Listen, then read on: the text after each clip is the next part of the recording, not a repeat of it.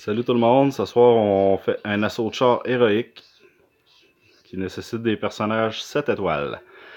Je vais vous montrer comment on peut faire la phase 1 en solo avec commandant Luke Skywalker.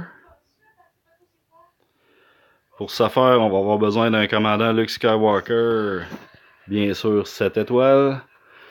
Idéalement G12, G11 ça peut le faire. Ça va nous prendre une bonne vitesse. On va avoir besoin pour ça faire d'au moins un 240 de vitesse. Moi j'ai 249 dessus.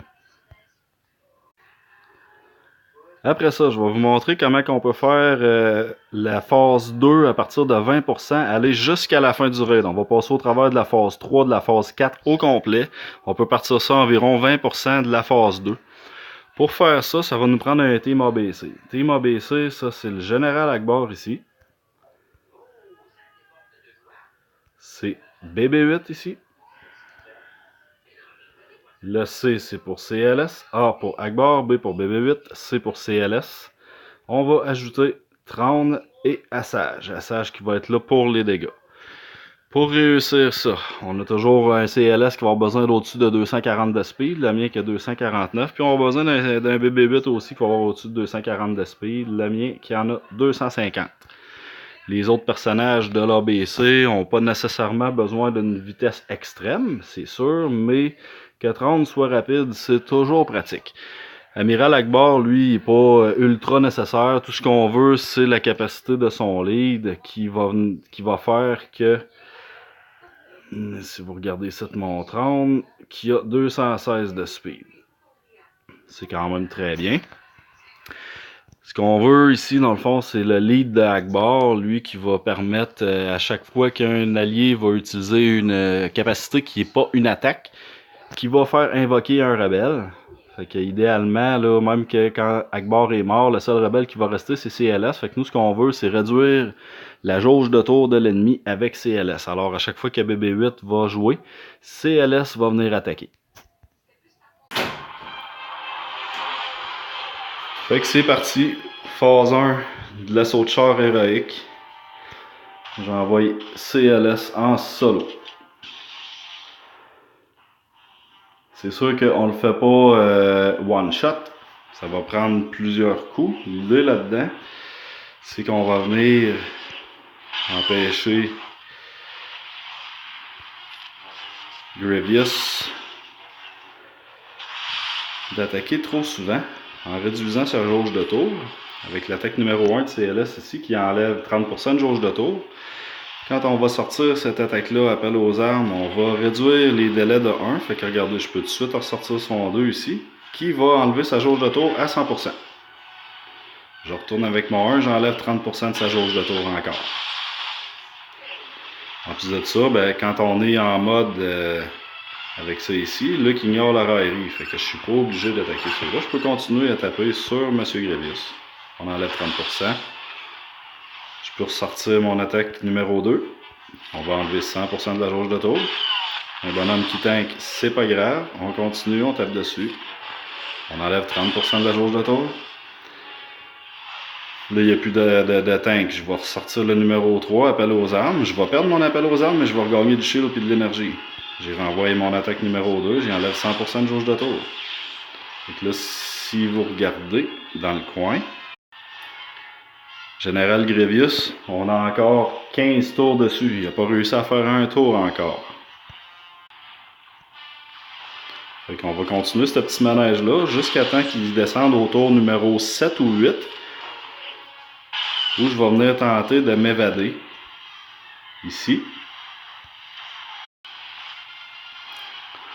On a 40% de chance d'évasion. Ça veut dire que ça ne marche pas à chaque fois. C'est pour ça que je vais commencer à partir du tour 8 d'essayer de faire évader Luke. Pour être certain que je ne me rende pas jusqu'au tour 0, que Grievous s'enrage, puis qu'il me tue mon CLS. Fait que grosso modo, ça va comme ça.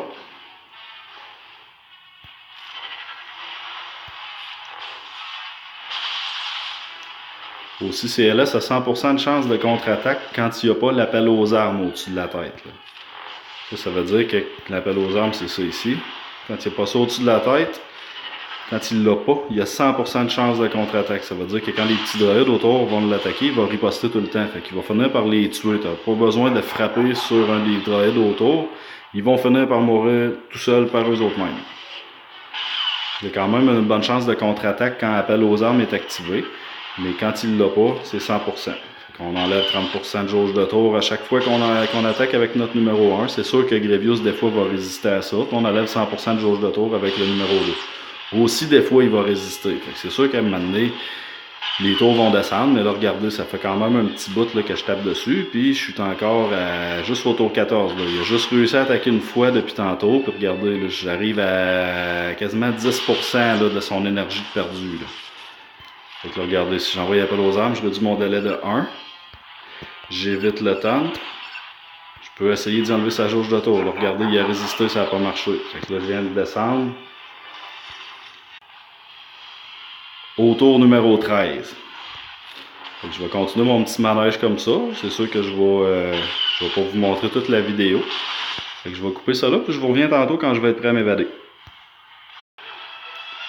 Puis au tour numéro 10, ben, j'ai déjà 20% de Grievous de tuer. Ce qui est le fun aussi avec CLS, c'est que son attaque numéro 3 ici, son attaque appel aux armes, quand tu l'utilises, il va enlever tous les debuffs qu'il y a au-dessus de la tête. Il les enlève automatiquement.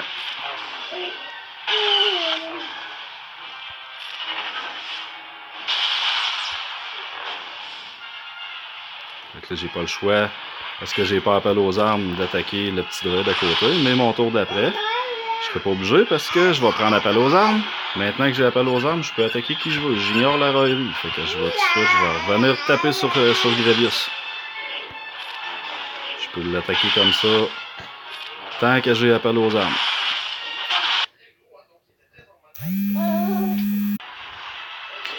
Fait que là, regardez, je suis rendu au tour numéro 8. Ce que je vais faire, je vais essayer de m'évader avec la petite flèche ici. Chance de réussite 40%. Ça n'a pas marché. Fait que là, j'ai 7 tours à écouler pour pouvoir essayer, mais les tours vont vite parce que CLS a 250 de speed.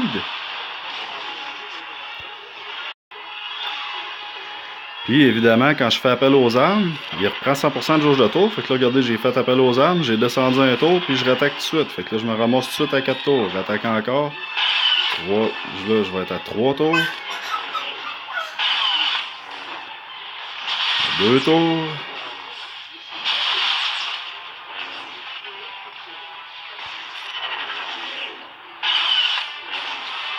Fait que là, regardez, il me reste un tour. Je vais prendre appel aux armes.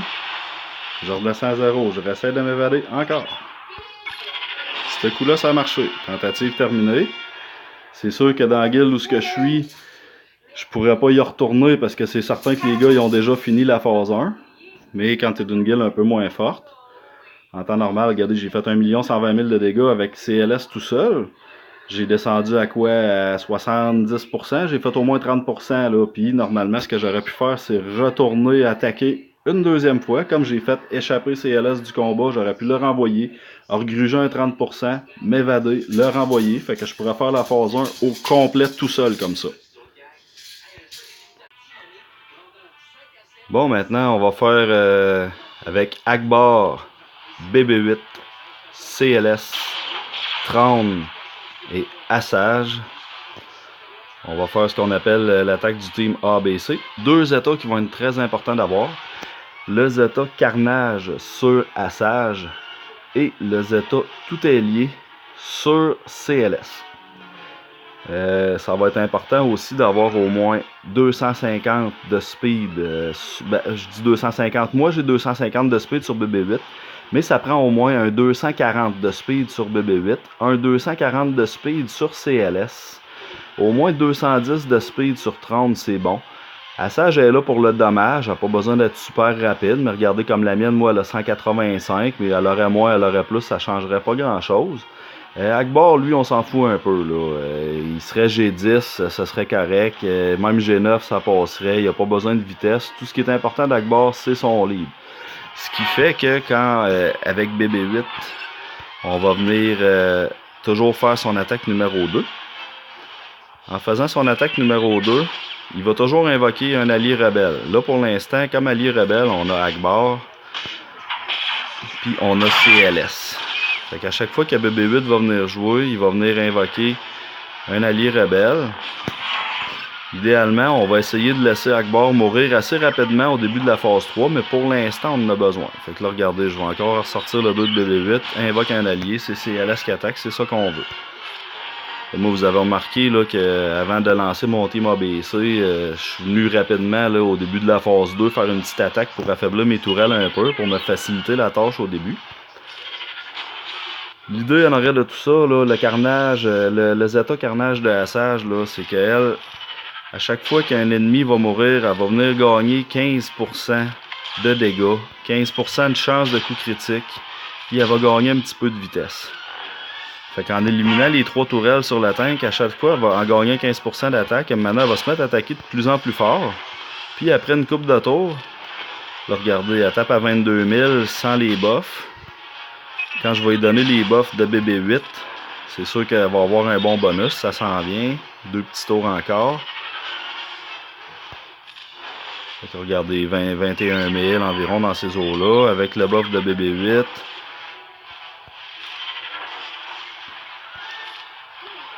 Elle devrait taper. Avec les buffs de BB8, elle tape 36 000. 22 000 à la base, 36 000 avec les buffs. Là, quand le tank va se relever, les tourelles sont là. On va retuer les tourelles. Chaque fois que je vais tuer une tourelle, elle va gagner 15% d'attaque. Fait qu'elle va se mettre à taper, évidemment, toujours de plus en plus fort.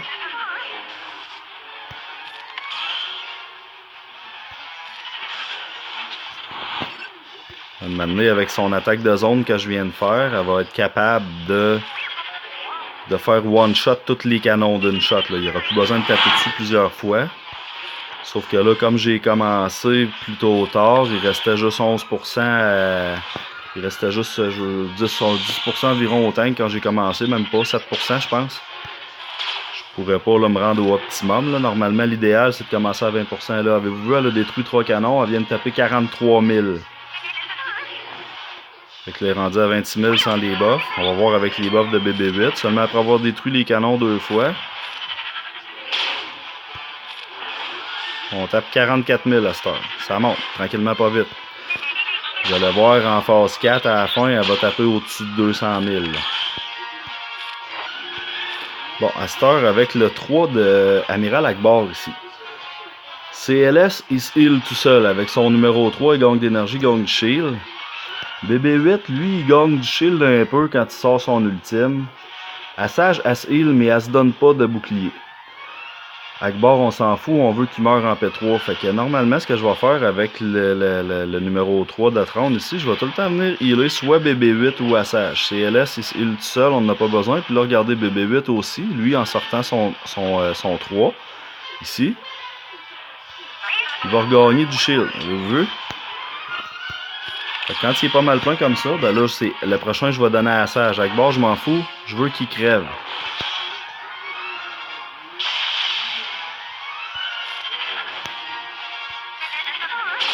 Là, normalement, Assage, vu que j'ai détruit 3 canons, devrait recommencer à taper un petit peu plus fort.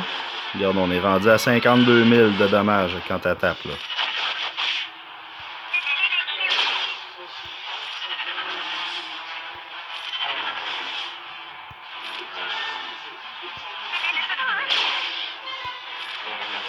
« 52 000. »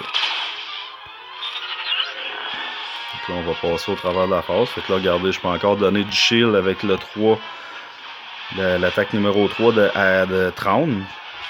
Fait que je vais booster ma Assage pour qu'elle ait plus de boucliers, parce qu'évidemment, on veut pas qu'elle meure, elle absolument pas. Le seul personnage qu'on veut laisser mourir ici, c'est Amiral Akbar. On veut pas le laisser mourir tout de suite, on va le laisser mourir en phase 3.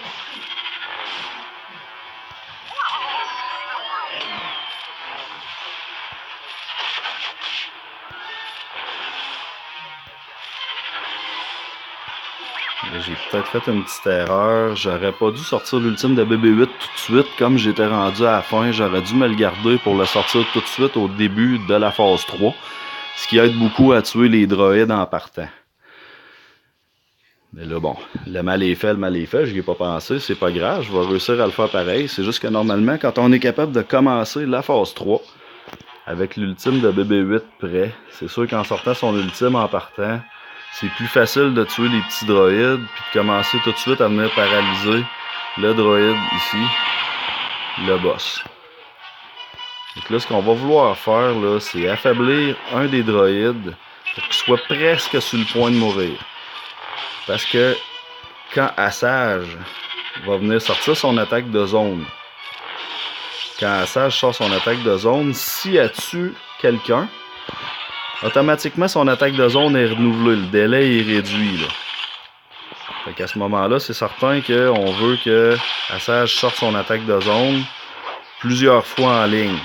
Parce que normalement, après 2 coups, elle va être capable de venir tuer les droïdes. Là. Préférablement, je vais attendre aussi que le délai de BB8 soit rechargé. Là, je vais essayer de mettre un debuff de vitesse au droïde. Oups, excusez-moi. On va venir fracturer le boss aussi pour réduire sa vitesse. On va essayer d'affaiblir un peu tous les petits robots. Là, regardez, je pourrais sortir une attaque de zone. J'ai tué un droïde. Fait que son attaque de zone est réinitialisée. Je vais essayer d'en affaiblir un autre tout de suite pour qu'il soit assez faible.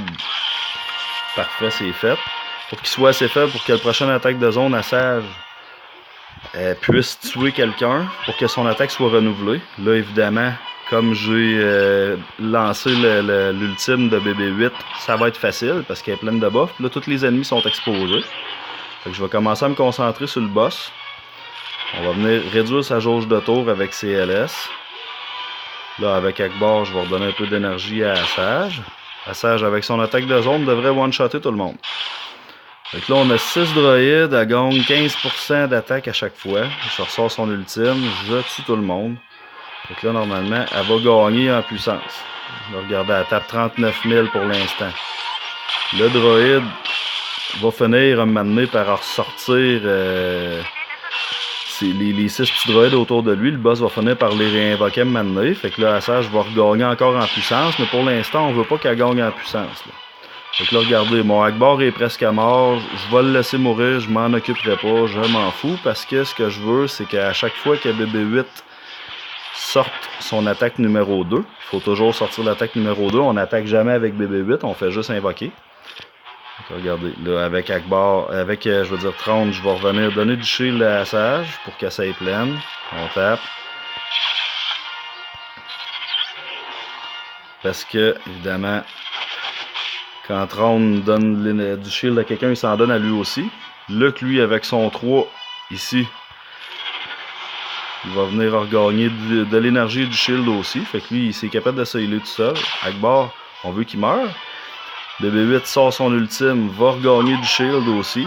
Fait que là, il est presque plein.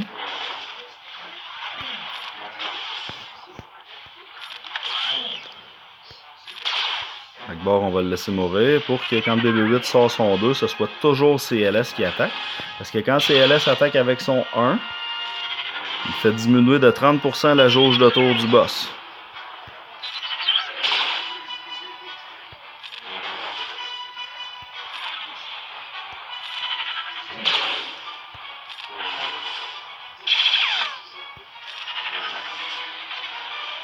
Avec son 2, on se souvient toujours, CLS avec son attaque numéro 2 ici. Va venir enlever 100% de la jauge de tour du boss. Là, regardez, BB8 sort son 2, mais c'est Ackbar qui attaque. C'est pas ça que je veux. Moi, je veux que ce soit CLS qui attaque. Fait que là, Ackbar, j'espère juste qu'il va mourir au prochain tour.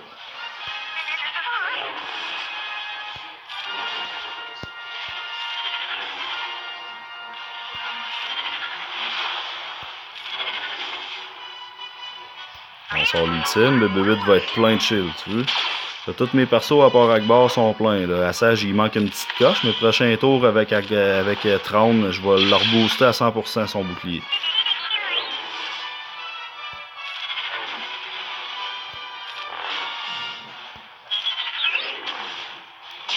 Fait que là, regardez, ce chemin faisant, on est déjà rendu à 10% du boss de bouffée. Là. On est rendu à 90%, on est au tour 13.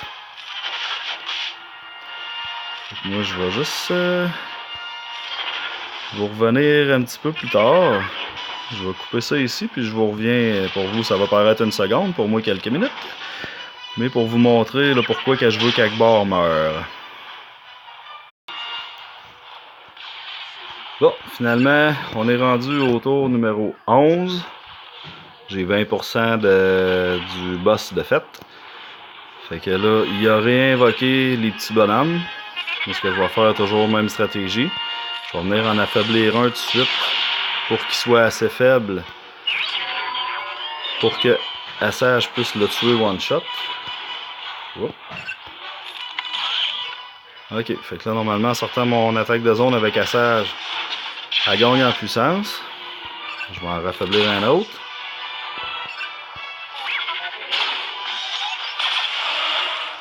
Avec son attaque de zone, là, normalement, elle devrait tout balayer. Parfait. Fait que là, j'ai retué 6 droïdes. Assage regagne en puissance.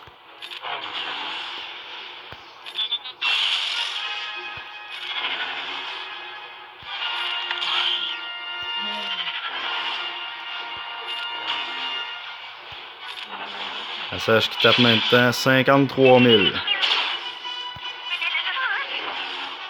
Fait qu'on continue notre petit manège.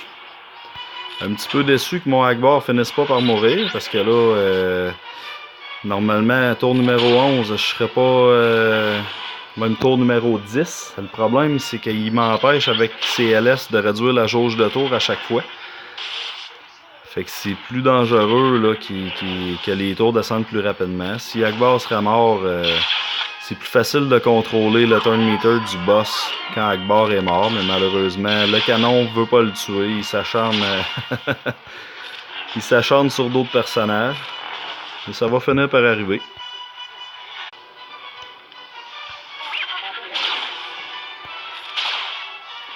Bon, le canon doit être sur le bord de retirer. Bon, ben, mon Akbar, il a pas mangé à go. Fait que là, mes tours diminuent. Je commence à être un petit peu frileux en ce moment parce que je veux Akbar meure, maudite affaire.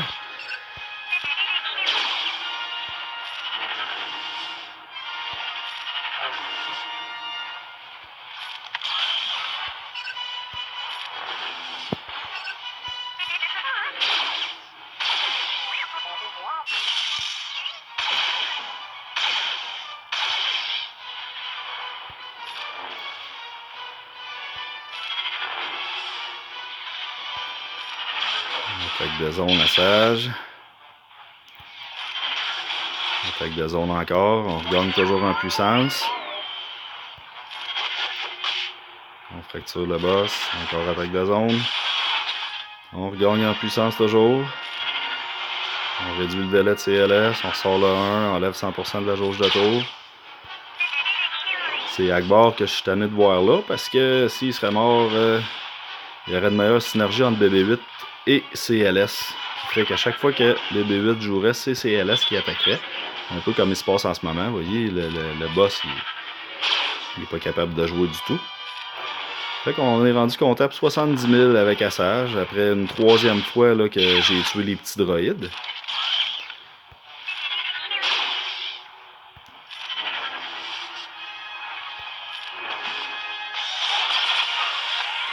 Bon, finalement, Akbar est mort, le party commence.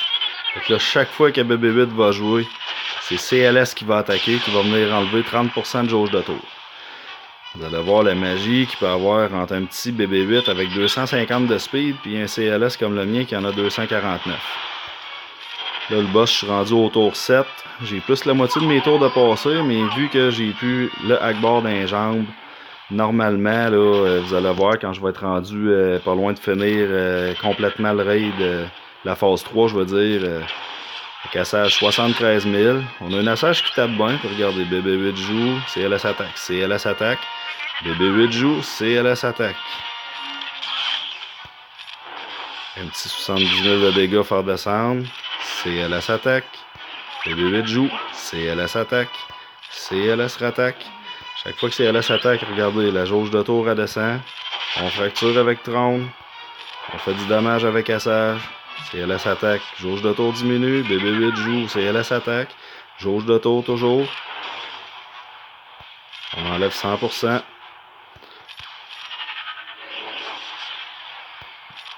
Donc là, dans le fond, on va continuer ce petit manège-là jusqu'à la fin de la phase. Je vais vous revenir dans quelques secondes quand je vais être rendu aux alentours de 1 ou 2%. Fait qu'à cette heure, à 20% à faire sur la phase 3. Regardez, je suis juste rendu au tour numéro 6. J'étais au tour numéro 7 il n'y a pas si longtemps. On a fait un gros bout de chemin, tandis que le boss, lui, a juste avancé d'un tour. Fait que finalement, rendu à 1% à faire, regardez, mon boss, lui, est toujours stallé au tour numéro 6. Vraiment, une fois qu'Akbar meurt, là, la synergie entre BB8 et CLS devient écœurante. Fait que on a un boss qui va mourir dans quelques instants. Fait que là, regardez le beau timing. J'arrive à 0.27%. BB8 joue. Son ultime est prêt. Fait que la prochaine fois que BB8, je veux dire quand je vais commencer la phase 4, BB8 va tout de suite être prêt à sortir son ultime. C'est sûr que ça va beaucoup aider à starter la patente, parce que là, vous allez voir qu'en phase 4, vraiment, Assage va être débile. Elle va se mettre à fesser comme une estie de folle. Ce sera pas trop long. Après 4-5 tours, là, normalement, là, 5 tours, là, gros max, 5-6 tours maximum, là, quand elle va sortir son attaque de zone, elle va tuer les 3 tourelles puis les 2 droïdes. Fait que phase numéro 4, on a Akbar qui est mort. On va avoir besoin toujours de BB8, de CLS, de 30 puis d'Assage. Akbar est mort, on s'en fout. Fait que là, ce qu'on veut pour l'instant, il faut toujours tuer les droïdes en premier. On tue les 2 droïdes ici en premier.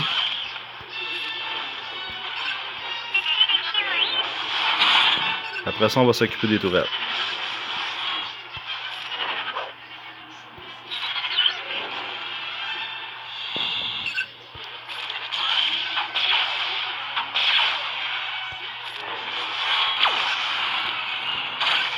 Là, évidemment, toujours à cause du Zeta Carnage sur Assage, à chaque fois qu'on va venir tuer un droïde ou des tourelles, elle va se mettre à cogner de plus en plus fort. Fait qu'on vient paralyser le tank. Là, regardez, pour l'instant, elle fait sa 26 000 sans buff.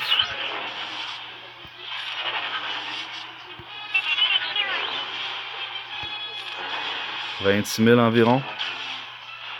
On va voir avec l'ultime de BB8.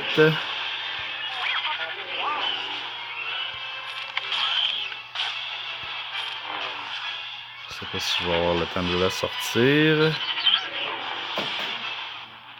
Non. C'est pas grave. Au moins, il va sortir son ultime pendant que je vais m'attaquer au petit droïde.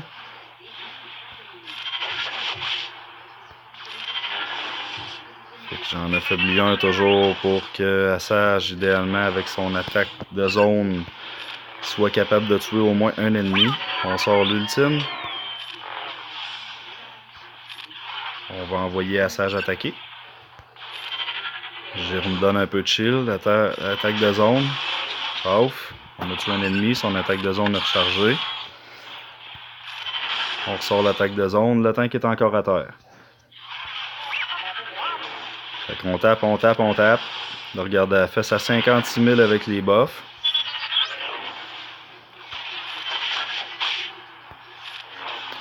Vous comprenez le petit manège. 52 000 ce fois-là. Fait qu'on tape entre 50 et 55 000, entre 50 et 60, à 35 000 sans buff.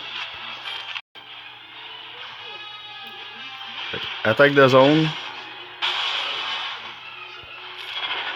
On attaque le tank. Faire descendre les dommages un peu. Attaque de zone encore avec Assage. On détruit tout. Assage qui fasse maintenant à 64 000.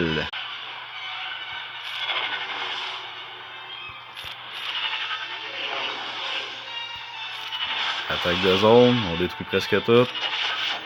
On tape le tank.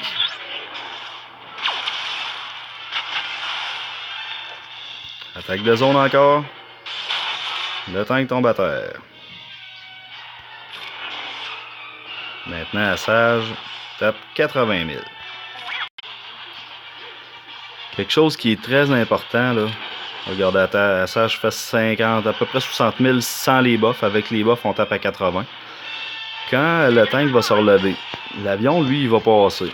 Puis il va comme bombarder. C'est très important quand l'avion bombarde que tous les personnages aient des buffs au-dessus de la tête.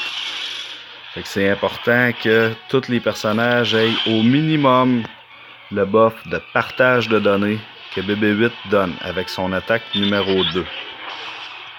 Parce que si tu as un personnage, exemple Passage, qui a tendance à le perdre plus rapidement que les autres, quand l'avion va passer et qu'il va bombarder, si on a un personnage qui n'a pas de buff, il va mourir one shot. Fait que la Sage commence à taper assez fort, regardez, pour quasiment one-shotter les droïdes. Avec l'ultime de BB-8, c'est sûr qu'elle le fait. On va voir si on one-shot tout à cette heure. Au tour 9, la Sage va commencer à donner des one-shots. Qui tape maintenant, on a vu 92 000 avec les buffs. Attaque de zone, on one-shot tout d'une claque. Maintenant, Sage, 103 000. 106 000. Donc là, le tank va se relever. Bien important de toujours avoir au moins le buff partage de données au-dessus de la tête. Sinon, vous allez perdre votre personnage. Là, la Sage, comme elle est là, regardez. Elle est rendue qu'elle est capable de one-shotter les droïdes. C'est sûr qu'elle va être capable, avec son attaque de zone aussi, de presque tout tuer one-shot. Ça veut dire qu'au prochain tour, soit au tour numéro 7, ça va être ça, oui, au tour numéro 7, là, à Sage, elle va être rendue qu'elle va être capable de tuer toutes les droïdes, les tourelles one-shot. Là, regardez, elle tape à 123 000 en ce moment.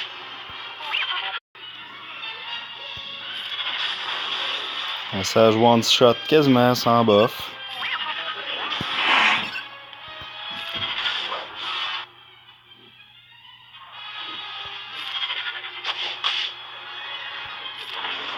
Elle tape à 106 000 sans les buffs de BB-8.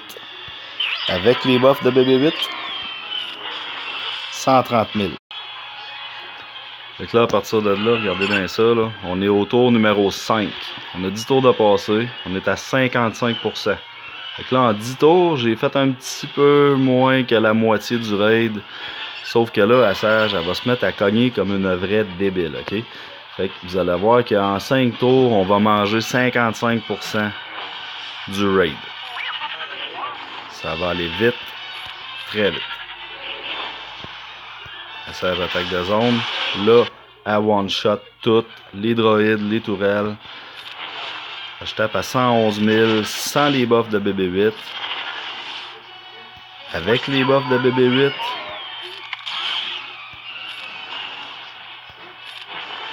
Je tape à 150 000 avec la Sage.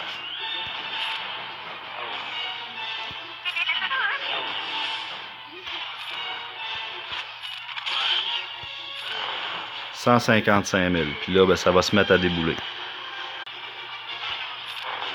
163 000.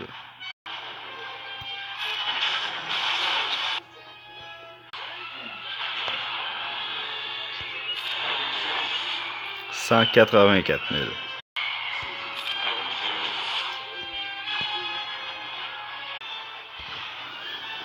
Bon, finalement, je suis à 30% à faire. Il reste 2 tours seulement. Alors, regardez bien ça, comment ça va se passer assez rapidement.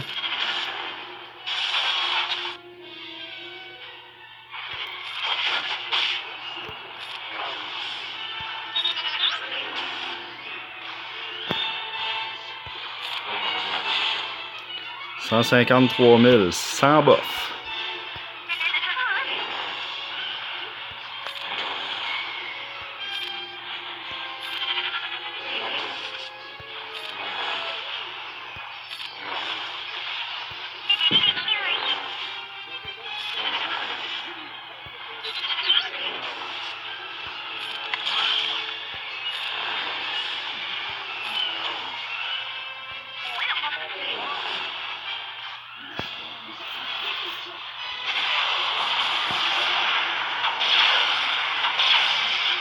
On a bouffé 8% à un tour.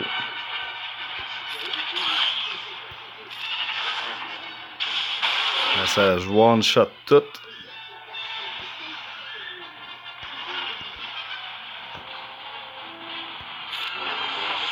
« 163 000 sans bof. Avec les buffs de BB8.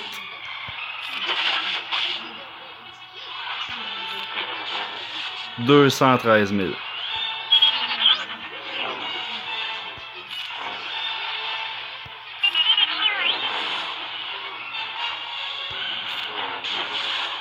207 000 ce coup-là. «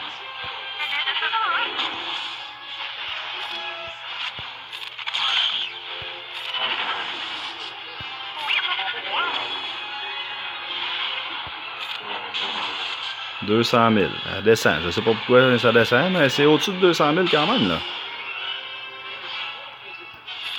Donc là, si on prend en considération le fait qu'on était à 30% il y a 2 tours. Même pas. Il y a 2 tours qu'on était à 30%. On est rendu à 12%, là. «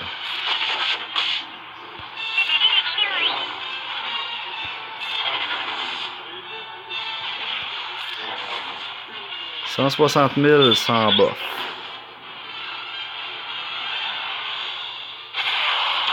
Donc là, on arrive au tour 0. Le tank est enragé, mais avec des persos G12, ils sont capables de résister quand même là, aux attaques enragées au moins une fois.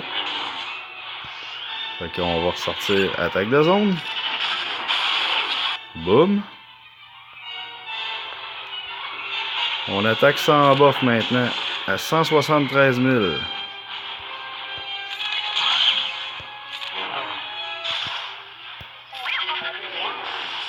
Prochain tour, BB8 sort son ultime. Mais quand même, 169 000 sans les buffs de BB8. Avec les buffs de BB8,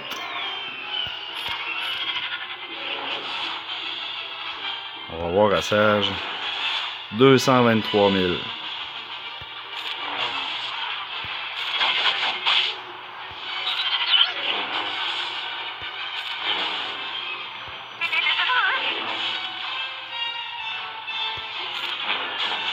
« 220 000. »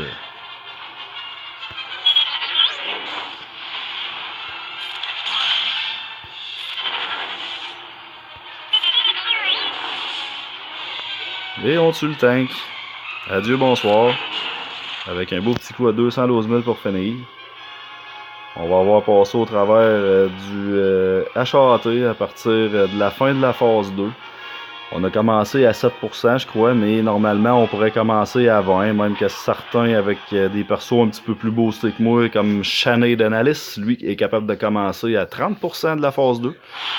Puis on passe au travers de la phase 3, de la phase 4 au complet. Avec un score, regardez ici, j'ai fait 26 555 000, mais encore, je suis parti environ à 7% de la phase 2. Fait que si j'aurais parti à 20% de la phase 2, j'aurais fait facilement un 28, 30, 31 millions. Fait que je vous remercie beaucoup d'avoir écouté ma petite vidéo. Si ça a pu vous aider, je suis bien content.